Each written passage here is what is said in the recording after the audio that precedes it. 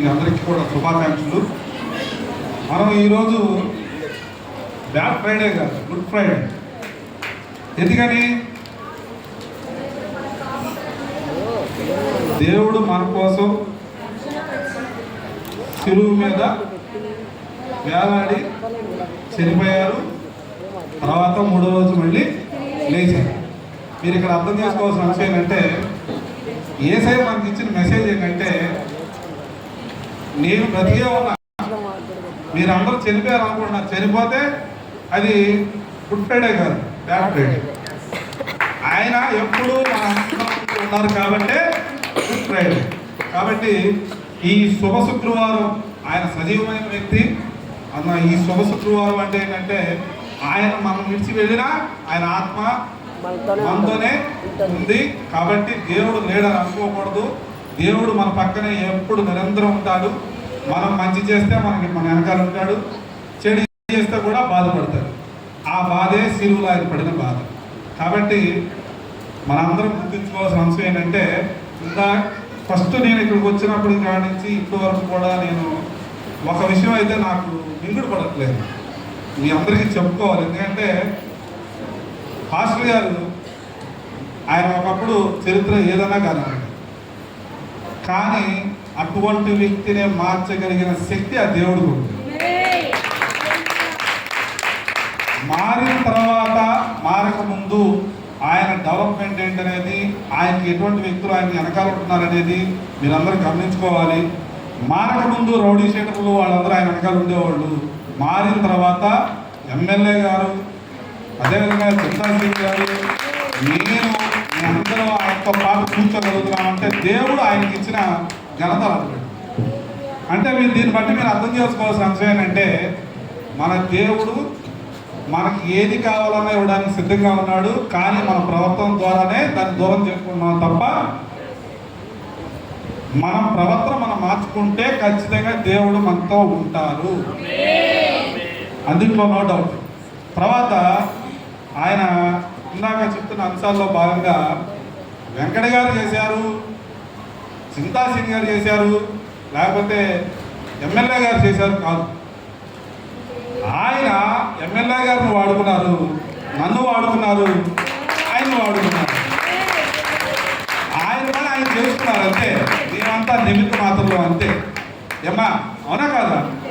మేము ఎంతకోలో అమ్మా ఆయన ముందు చిన్న ఇసుక రేవంతు కూడా కాదు. ఆయన ఆయన చేసుకోవడానికి మాకు అవకాశం ఇచ్చినందుకు ఆ దేవుడికి వందనాలు తెలియజేసుకుంటున్నాను. కాబట్టి నేను ఇక్కడికి వచ్చిన తర్వాత మీ ఇద్దరికి, అంటే పాస్టర్లు ఇద్దరికి నేను చెప్తున్న అంశం ఏంటంటే, పదే పదే ఆ విషయాన్ని చెప్తుంటే నాకు చాలా బాధ వేస్తుంది. వెంకట గారు చేశారు, సీని గారు చేశారు, ఎమ్మెల్యే గారు చేశారు కాదండి, దేవుడు ఆయన పని ఆయన చేసుకున్నారు అంతే. కాబట్టి ఆ దేవుడు ఎవరిని వాడుకున్నారంటే, మన ఎమ్మెల్యే బోండా ఉమా గారు మనసును వాడుకున్నారు. ఈరోజు బోండా ఉమా గారు అనేకమైన మంచి పనులు చేస్తున్నారు కాబట్టే దేవుడు ఆయన వాడుకోవడం జరిగింది. కాబట్టి నేను చెప్పేది ఏంటంటే, ఎమ్మెల్యే గారు నేను అడగంగానే ఆయన అంగీకరించే మనసును కలిగించిన వ్యక్తి ఆయన, అవునా కదండి? ఇప్పుడు ఆయన వద్దనుకుంటే జరుగుతుందా? మనం మంత్రి కాదు కదా, ముఖ్యమంత్రి దగ్గరికి వెళ్ళా జరగదు. కానీ ఆయన ఓకే, వీళ్ళు అందరూ సంఘస్థులు అందరూ బాధపడుతున్నారు, 3వ అంతస్తు ఎక్కుతున్నారు, నడి రోడ్డు మీద ఎండలో వానలో చలిలో ఇబ్బంది పడుతున్నారు, వీరికి ఒక గుడారం ఇవ్వాలని ఆయన భావించారు కాబట్టి ఆయన ఇచ్చారు తప్ప, ఇది ఎవరికి సంబంధించింది కాదు, ఇది దేవుడికి సంబంధించింది. దయచేసి పాస్టర్ గారికి నేను చెప్పేది ఒకటే, పదే పదే ఆ విషయాన్ని గుర్తు చేయమాకండి, నేను చాలా బాధపడుతున్నాను. తర్వాత ఇంకోటి ఏంటంటే, ఇది దేవుడి సన్నిధి, ఇక్కడ సన్మానాలు లాంటివి కూడా చేయొద్దు దయచేసి. ఎందుకంటే ఇది దేవుడి స్థలం. ఇటువంటి స్థలంలో మాలాంటి వాళ్ళకి అర్హత లేదని అయితే భావిస్తున్నాను. 100% నాకైతే అర్హత లేదు. దేవుడి దగ్గర మనం ఎలా ఉండాలో అలాగే ఉండాలి, ఒదిగుండాలి అంతే. ఇది సింహాసనం, దేవుడి సింహాసనం. ఆ సింహాసనం ద్వారా మీకు మెసేజ్ ఇచ్చే అవకాశం దేవుడు గొప్పగా మీకు ఇచ్చారు. ఆ మెసేజ్ ద్వారాగా దేవుడు ఆయన ఎప్పుడు ఇవ్వాలనుకుంటే అప్పుడు ఇస్తారండి. ఇప్పుడు ఫర్ ఎగ్జాంపుల్ చెప్తాను, ఇక్కడ చాలా కొద్ది మంది సంఘస్థులు మాత్రమే ఉన్నారు అనుకుందాం.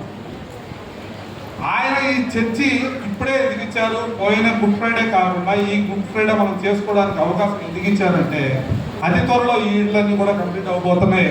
చాలా మంది మనసులు మార్చాలి, దేవుడు ఉన్నాడని వారి మారు మనసులు పొందాలి, ఇక్కడికి రావాలి, ఇదంతా నిండిపోవాలి, ఇంకా బయటికి కూడా వెళ్ళాలి, ఎన్నో ఆత్మలు కాపాడబడాలి. అదే నా కోరిక. దానికోసం మాత్రమే నేను నా వంతు సాయం చేశాను తప్ప ఇంకేమి కాదు. నేను మారినా మారకపోయినా ప్రజలకి నిజమైన దేవుడు ఎవరో తెలియాలంటే అది నేను చెప్తే ఎవరు వినరు, పాస్టర్ చెప్తేనే వింటారు. నేను చెప్పినా ఇదే ఆలోచన కూడా ఉండదు. కాబట్టి దేవుడు నన్ను వాడుకున్నాడు, ఆయన వాడుకున్నారు. అదేవిధంగా ఎమ్మెల్యే ఓడ ఉమాగారిని వాడుకున్నారు.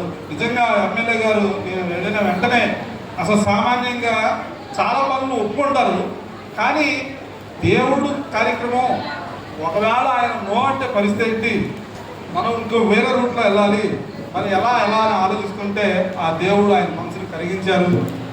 వెంటనే ఈ ఎందుకు నేను ఉన్నాను, మీరు పట్టుకోండి అన్నారు. అంటే మరి ఆ ఎమ్మెల్యే గారికి మనం కృతజ్ఞతలు చెప్పుకోవాలి. ప్రతిసారి పాస్టర్ గారు మీకు మాట చెప్తాను, మొదటగా మన ఎమ్మెల్యే గారిని తలుచుకోవాలి. ఎందుకంటే ఫస్ట్ దేవుడు, తర్వాత ఎమ్మెల్యే గారిని తలుచుకోవాలి. మేము ఇద్దరం నిమిత్త మాత్రం దయచేసి పతాక మా పేరు